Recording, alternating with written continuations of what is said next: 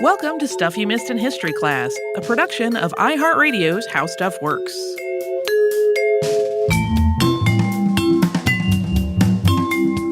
Hello and welcome to the podcast. I'm Tracy V. Wilson. And I'm Holly Fry. Today's topic was suggested by a friend of mine who was raised Quaker and who grew up attending meetings at the same meeting house that today's subject helped rebuild in the 18-teens. That subject is Paul Cuffe. Sometimes you will see his name spelled with two E's at the end of Cuffe and sometimes with just one. I had never heard of Paul Cuffe before this conversation. And when my friend told me about him, I sort of took a cursory look at things. I was like, oh yeah, he does seem pretty interesting. Months later, after finally moving him up to the top of the list and getting into actual research, I became so fascinated that I took a field trip to New Bedford, Massachusetts, where there is an exhibit on him at the New Bedford Whaling Museum, and the park next to the museum was named in his honor. It was not that I needed additional information. I was just so intrigued by the whole thing. I was like, I want to go see this exhibit. So we got in the car. We went. I love it. Paul Cuffe was born on January 17, 1759, on Cuttyhunk Island, which is off the coast of Massachusetts in Buzzards Bay. This is on the far western end of the Elizabeth Islands, which are south of New Bedford, Massachusetts on the mainland and northwest of the island of Martha's Vineyard. Paul was the sixth child of 10 and the fourth son born to Cuffe Slocum. He was an African man from what's now Ghana, and Ruth Moses, who was Wampanoag. Cuffe is a name used in the Twi dialect, which is spoken by the Akan people for boys born on a Friday. So if that was the name that was given to him before he was taken from Africa, he was most likely from one of the many, many subgroups that make up the Akan people. Cuffe Slocum was enslaved and transported to North America when he was about 10 years old. And in the 1720s, he was purchased by Ebenezer Slocum, a Quaker from Dartmouth, Massachusetts.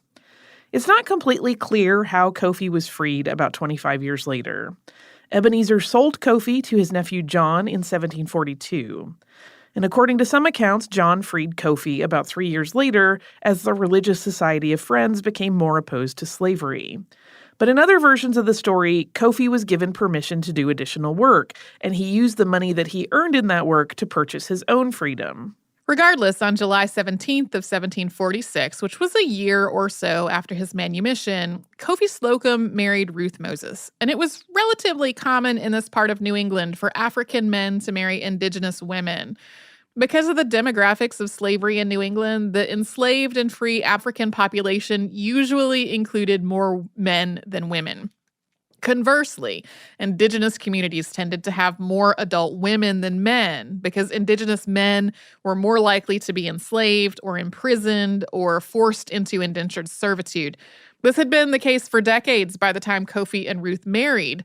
For example, after King Philip's War in the late 1670s, the British enslaved roughly 1,000 indigenous men to Bermuda and other parts of the Caribbean, while enslaving indigenous women and children and keeping them in New England. While the Slocum children had both African and Wampanoag ancestry, among the white community, they were usually considered to be black. For their own part, Paul and his siblings referred to themselves in a number of ways over their lifetimes, referencing both their African and their indigenous heritage. This included the term musty, which was a term used for people of multiracial ancestry. In coastal Massachusetts, it was most often used to describe people who were both African and indigenous. In 1761, Cuffe Slocum bought a 116-acre farm in Dartmouth, and the whole family moved there. 11 years later, he died and left the farm to Paul and his brother John. It was also around this time that most of Cuffe's children changed their last name from Slocum, which had been the last name of the people who had enslaved their father, to Cuffe, which is an Anglicization of his first name. Paul Cuffe was only about 13 when his father died, and even though he and his brother had inherited the farm, their father also had left some debts, so it was not really as though they suddenly had enough to support the whole family. The children also hadn't had access to any sort of formal education, either on Cuttyhunk Island or in Dartmouth. So Paul, with the hope of helping to support his family, decided to go to sea in 1773, with his brother staying in Dartmouth to manage the farm. Aside from jobs that mostly involved manual labor, there were not a lot of occupations open to people of color in New England at this point. But whaling and other seafaring work were something of an exception. These were exceptionally dangerous industries, which meant that ship owners, captains, and others were usually pretty eager to hire anybody who was willing to do the work. At sea, away from society's expectations, sometimes crews could be more tolerant. Plus, if members of the crew could not work together, they put everybody aboard at risk. To add to that, the Wampanoag people had their own maritime traditions that predated the arrival of European colonists in New England. This included drift whaling, which is butchering dead or dying whales that had washed up on shore, as well as fishing with harpoons. In the early 1700s, as English colonists were establishing a whaling industry in New England, Wampanoag and other indigenous people provided critical knowledge and labor, including teaching English colonists how to butcher and prepare whales. Indigenous people's involvement in the early whaling industry in New England was often, at best, under coercion. This included things like being forced into indentured servitude on whaling ships in order to pay off debts. This could even extend to the indentured man's children, who were obligated to take on his indenture if he was killed at sea or if he incurred further debt. So the whaling industry was simultaneously exploitive, especially of indigenous and African labor, and also an incredibly lucrative industry in which it was possible for indigenous and African men to rise to a higher rank than they could in any other line of work. And that is what eventually happened to Paul Cuffe. In his first voyages, he spent his free time at sea teaching himself to read and write and do arithmetic, and he also studied navigation with the more experienced members of the crew. Shortly after the Revolutionary War started, a ship that Cuffe was on was captured by the British, and he was imprisoned in New York for 3 months. Once he got out of prison, he went back to the family farm for a while, but soon he built a small open boat of his own and then started using it to run supplies through the British blockade. He ran the blockade repeatedly between 1777 and 1783. Both sides in the Revolutionary War tried to recruit black soldiers, and by that point, Cuffe was about the right age to join up. But he never took a side in the war, at least in terms of active fighting. What he did do was protest taxation, and we're going to get into that after we first have a sponsor break.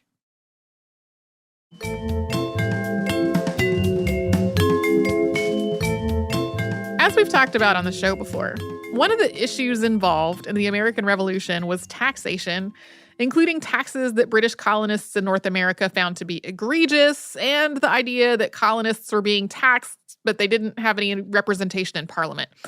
And that second idea had another application to free Black people in Massachusetts. They had to pay taxes, but they did not have the right to vote at all. Paul and John Cuffe were of the opinion that, under the Constitution of Massachusetts, taxation and the rights of citizenship were inextricably connected. If they couldn't vote, they were not being treated as citizens, so they also should not be taxed.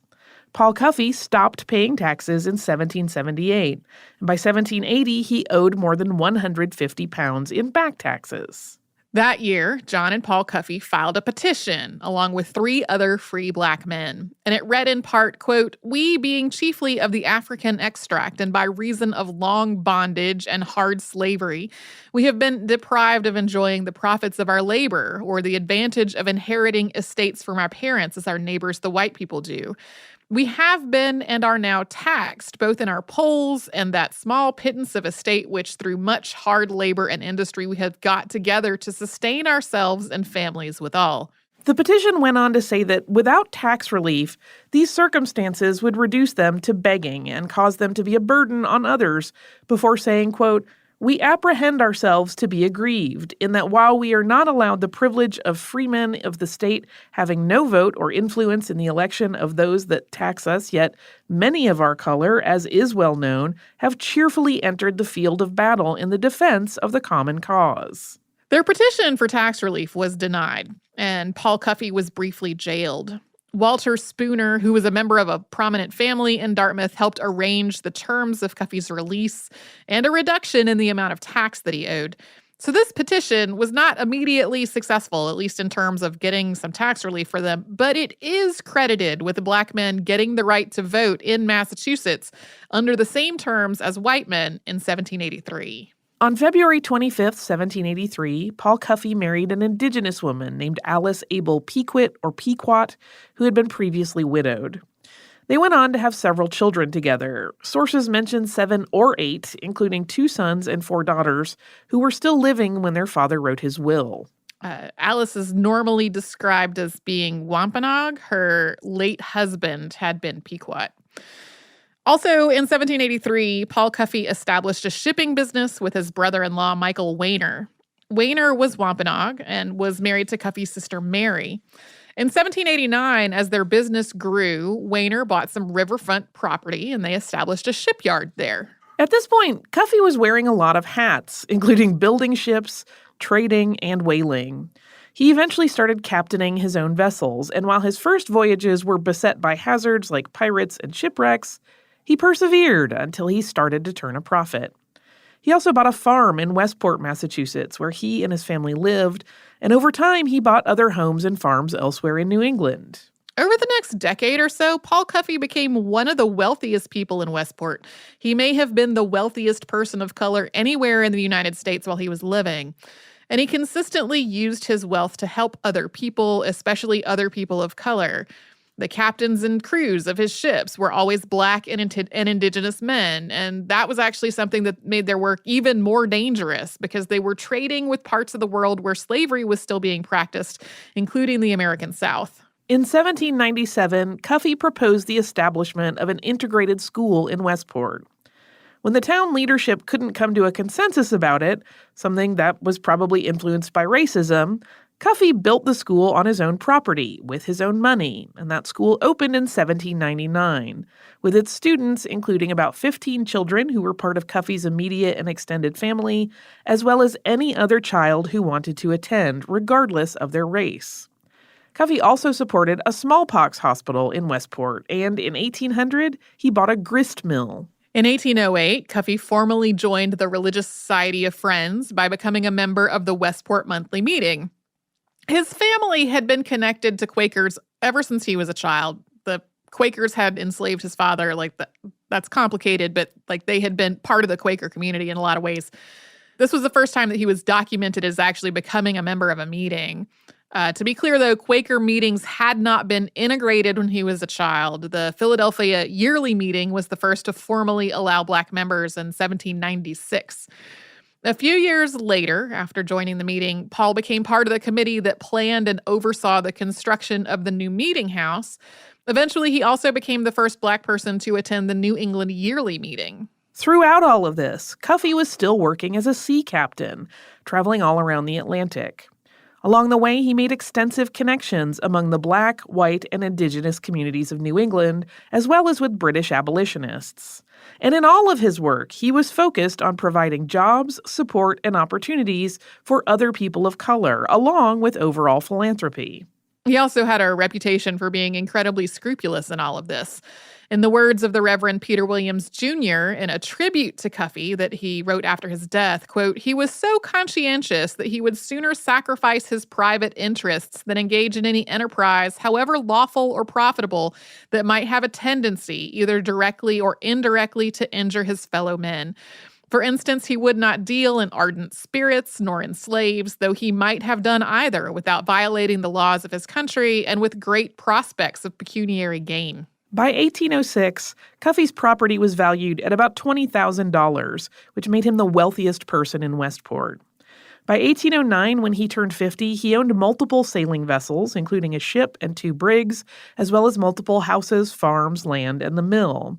And he turned some of that wealth to an even more ambitious focus, making it possible for people of African descent to immigrate to Africa. We'll have more on that after another quick sponsor break.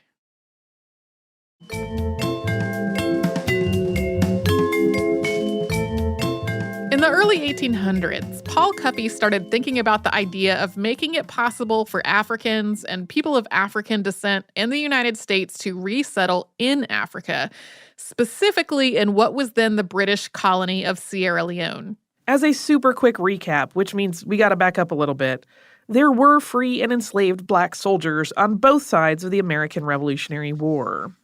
People chose sides for a variety of reasons, but when it came to enslaved people, it often involved a promise of freedom in exchange for their military service. For the most part, though, this did not work out as planned. On the Patriot side, many enslaved people were not given their promised freedom after the war ended. And on the Loyalist side, people were free, but they were also regarded as traitors to the United States. They could not stay in the U.S. and were forced to leave. Many of them wound up in Nova Scotia or in British territory in the Caribbean. At the end of the war, there were at least 14,000 Black Loyalists seeking refuge in British territory, and Britain did not really have a plan for this. Most Black Loyalists arrived with nothing. Those who hadn't been enslaved generally lost all their property due to confiscation laws. Widespread racism also meant that Britain's white society was not generally open to the idea of integration. Whether Black Loyalists wanted to assimilate with British society is a whole other question. Much of this also applied to enslaved people in Britain who had been freed after Lord Mansfield's decision in Somerset versus Stuart in 1772. So in 1786 in Britain, a plan was proposed to resettle all these people in Africa under the idea that it would be removing a burden from the British public. This plan was approved by the British government and by the Committee for the Relief of the Black Poor. That organization had initially been established to provide relief for people from the Indian subcontinent, but that work had been expanded to also include people of African descent. The first attempt to establish a colony in Sierra Leone failed for many reasons, including illnesses and deaths during transport, bad weather once they arrived in West Africa, a lack of preparation and supplies, and the fact that the British hadn't made any kind of treaty or other arrangement with the local people of Sierra Leone regarding this colony. Yeah, they really were kind of like, we want to remove all of you from our society. We're dropping you off in Africa. Like, that was nearly the extent of it. Was not planned well. Even so, though, in 1791, the Sierra Leone Company was established to try again. This time around, abolitionists did travel to Sierra Leone to try to establish good relationships with the local people and then also to mediate between the locals and the colony. But the British government was really viewing this as a chance to make money, basically to start a plantation that used free Africans and people of African ancestry as labor, with the Sierra Leone Company in charge of it. More than 1,000 free people were transported to Sierra Leone the following year, and Britain had to offer a lot of incentives to convince most people to go. Overall, the people that were being resettled had never been to Africa before, and many had justifiable concerns about the possibility of being captured and sold back into slavery in Africa. At the same time, there were, for sure, some people who either genuinely wanted to go to Africa or who thought that it was their best option. This included some people who had been born somewhere in Africa and wanted the chance to go back home. It also included people who thought that racism and white supremacy were so entrenched where they were that they might have a better chance at a good life somewhere else. In the U.S., one of the people of color interested in this idea was Paul Cuffe. In 1810, he discussed it with the Westport Friends meeting, saying that he had been thinking about it for a few years at that point. In 1811, at the encouragement of British abolitionists, he visited the colony of Sierra Leone for himself to see what conditions were like and to make recommendations for how to improve it. By the time Cuffe got to Sierra Leone, the Sierra Leone Company had been dissolved. To sum it up, there had been problems. They were removed of that responsibility. The colony was under British control. It had a population of about 3,000 people. There were nearly 1,000 Black Loyalists, who were usually referred to as Nova Scotians. There were more than 800 Jamaican Maroons, and about 1,000 people who had been taken from captured slave ships. And there were also about 100 local Africans living in the colony. Although all of these people were African or of African ancestry, otherwise many of them didn't have much in common. Black Loyalists and Jamaican Maroons had both arrived from the Americas, but they had vastly different backgrounds and experiences. People who had been on captured slave ships represented a diversity of African nations and languages. So on top of ongoing issues with things like organization, supplies, weather, and relationships with the local people, there was also a big cultural and language barrier issue among the people being resettled at the colony. Some of the descriptions of Cuffe's work in Sierra Leone really focus on its missionary angle, and the idea of spreading Christianity in Africa was a factor in all this. But a much bigger part of it was Cuffe's very consistent focus on trying to elevate and provide opportunities for other people of color. The transatlantic slave trade had devastated the existing social structures and economies of hundreds of African nations and peoples. And Cuffe thought that through things like agriculture, whaling, lumber, and other industries, the nations and peoples of Africa could try to undo that damage, and that all of them collectively could become a global economic power. And he thought that a colony made up of people of African ancestry could be an important part of that economic system, bringing in labor and resources to help everyone involved lift each other up. He spent his time in Sierra Leone talking to people who were actually affected by immigrating, both the colonists themselves and the local people. He also did practical work like surveying sites for a sawmill and figuring out how the colony could harvest their own salt rather than buying it from white merchants. And he also founded the Friendly Society of Sierra Leone, which was a mutual aid society headquartered in Freetown to assist, quote, the black settlers of Sierra Leone and the natives of Africa generally in the cultivation of their soil by the sale of their produce. He also worked extensively to build connections among all the different colonists and the leadership of the local African nations. Although Cuffe had the support of British abolitionists in all this work, British merchants who effectively had a monopoly on trade with Sierra Leone saw it as threatening. They started spreading false and negative propaganda about him, and when he arrived in Liverpool from Sierra Leone in August of 1811, his apprentice, Aaron Rodgers, was arrested and imprisoned, something that this same group of merchants had conspired to have done. As a side note, before Britain abolished its participation in the slave trade, Liverpool had been a major slave port. The arrival of Cuffe's ship, which with its captain and crew entirely made up of free men of African descent, caused enough comment and curiosity that it was covered in the newspapers. With the help of prominent British Quakers, Cuffe eventually got his apprentice released from prison, and he returned to the United States. However, back in 1807, President Thomas Jefferson had signed the Embargo Act into law. This came out of the Napoleonic Wars, when both Britain and France had each implemented punitive trade restrictions and were both harassing American ships at sea. When Cuffe arrived back in the United States on April 19th of 1812, carrying a cargo of goods from Sierra Leone, he was found to be in violation of that act, and his ship and goods were seized. Cuffe's response was to petition President James Madison for its release.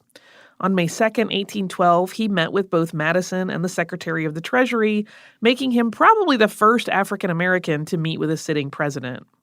His goods were ultimately released, and he also discussed his ideas for African colonization with the president while he was there. Cuffe's plan at this point was to start arranging a round-trip voyage between New England and Sierra Leone about once a year. It would carry Africans and their descendants to Sierra Leone, and it would return with African goods to trade with North America and Europe. But the War of 1812 started not long after that meeting with the president and interrupted that plan. Apart from the inherently more dangerous sea travel during the war, there was no way he could make this three-pronged trade route work if two of the prongs were at war with each other. He tried to get exceptions to the various embargoes that were in place and carry on with his project, but that was denied. So for a time, he turned his attention more toward advocating for colonization from within the United States. In 1812, he visited major cities in the U.S., including Baltimore, Philadelphia, and New York City, to establish branches of the African Institution. This was what had replaced the Society for the Abolition of Slave Trade in Britain after slavery had been abolished there. He was really focused on getting a movement for colonization started, led by Africans and people of African descent for themselves to allow people who wanted to emigrate to do so. At first, his efforts looked pretty promising. Prominent Black leaders in the cities that he visited supported his plan and became involved with the African Institution. Then on December 10th, 1815, he departed for Sierra Leone aboard his brig called the Traveler. On board the Traveler were 38 people, including 2 families that were headed by people who had been enslaved and taken to the United States from what's now Senegal and the Democratic Republic of the Congo. Cuffe was supposed to have some funding from the African Institution in London for this, but that didn't pan out, and only 8 of the people aboard the Traveler were able to pay their own way. So Cuffe paid for the rest himself at a cost of about $5,000. This is believed to be the first time that a group of African Americans emigrated from North America to Africa through a venture that was run by and for Black people.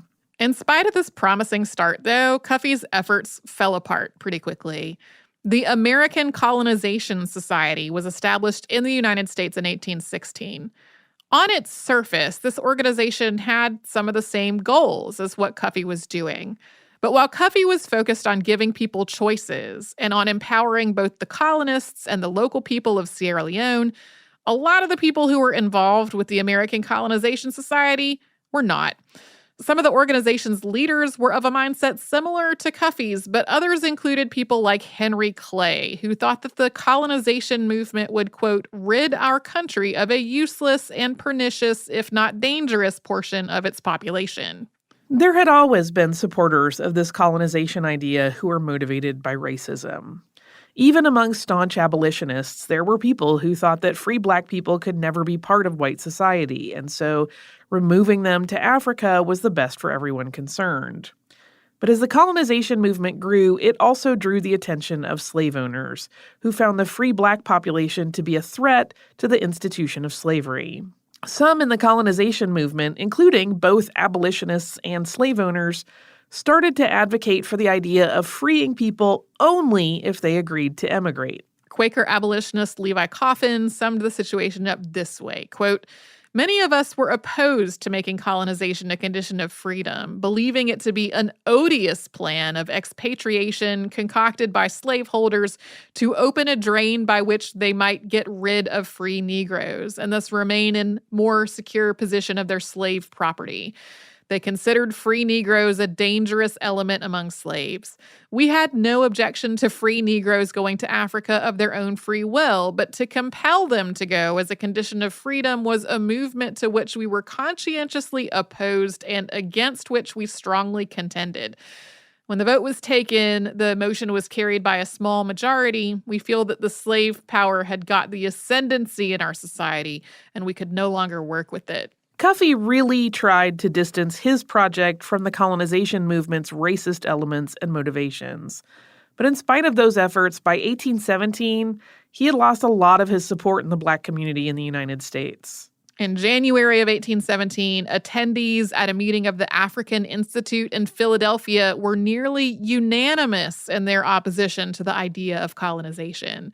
They issued a resolution that read in part, quote, whereas our ancestors, not by choice, were the first successful cultivators of the wilds of America, we, their descendants, feel ourselves entitled to participate in the blessings of her luxuriant soil, which their blood and sweat manured, and that any measure or system of measures having tendency to banish us from her bosom would not only be cruel, but in direct violation of those principles which have been the boast of this republic. Philadelphia businessman James Forten, who had supported Cuffe's work earlier on and had been part of the African institution there, also withdrew his support. He co-authored a statement in August of 1817 which said, quote, the plan of colonizing is not asked for by us. We renounce and disclaim any connection with it. By this point, Cuffe had become seriously ill, and he knew that he was dying. He gathered his family on August 17th of 1817 to say goodbye, and he died on September 7th of that year. His funeral was held the following day at Westport Friends Meeting House, and he was buried in its burial ground. Today, there's a monument to Paul Cuffe at the Westport Meeting House, which reads, quote, in memory of Captain Paul Cuffe, patriot, navigator, educator, philanthropist, friend, a noble character. Although the idea of colonization had fallen out of favor with most of the Black community when Cuffe died, the American Colonization Society continued on, and Liberia was established as a colony for Black Americans in 1847. Some of the people who had gone to Sierra Leone aboard the Traveler eventually moved there. Today, Paul Cuffe is often described as a forerunner in the Pan-African movement. This movement is rooted in the idea that everyone of African descent has some common interests and is united by their African ancestry, regardless of whether they're living in Africa or elsewhere. It's not an idea that can really be credited to one individual specific person, but it's often traced back to people like Henry Sylvester Williams, who established the Pan-African Association at the end of the 19th century, and W.E.B. Du Bois and his contemporaries, who organized the first Pan-African Congress in 1900. So he was kind of presaging their ideas by almost a century. Do you have some listener mail? I sure do. I have listener mail from Lily, and Lily wrote after our episode on the Elgin marbles and our behind-the-scenes mini-sode on that. And Lily says, "Dear Holly and Tracy, I thought you might want to know that the museum world is aware of and having conversations about the complicity of academia and the illegal art market. These conversations are just happening primarily in academic forums, like the Archaeological Institute of America's annual conference. The only popular, if sensationalized, presentation of the issue that I know of is the book Chasing Aphrodite by Jason Felch and Ralph Fremolino, which is a good read, by the way. Responsible museums, such as the Metropolitan Museum of Art, the Art Institute of Chicago, and the Yale University Gallery, are now exceedingly careful to only buy artwork that has not passed through the illegal art market. The real issue moving forward is not knowing what to do with art of questionable provenance, which was donated by influential benefactors, such as alumni, whose families may be offended if you refuse or attempt to repatriate their gift. What to do with art excavated under the auspices of questionable international power dynamics is another puzzle curators are currently pondering. The general consensus thus far seems to be to highlight the histories, good and bad, of various objects on display via accompanying text panels or presentations on iPads. I hope this smidgen of insight into the museum world is helpful to you. Please keep the awesome podcast episodes coming, even or perhaps especially when they are controversial. Best, Lily." Thank you so much, Lily, for that email. We've gotten some other emails on the same subject as well, so I'm sure it will make another appearance in listener mail in the future. If you would like to write to us about this or any other podcast, we're at historypodcast@iHeartRadio.com. And then we're all over social media at Missed in History. That's where you can find our Facebook, Pinterest, Twitter, and Instagram. And you can subscribe to our show on Apple Podcasts, the iHeartRadio app, and anywhere else you get a podcast.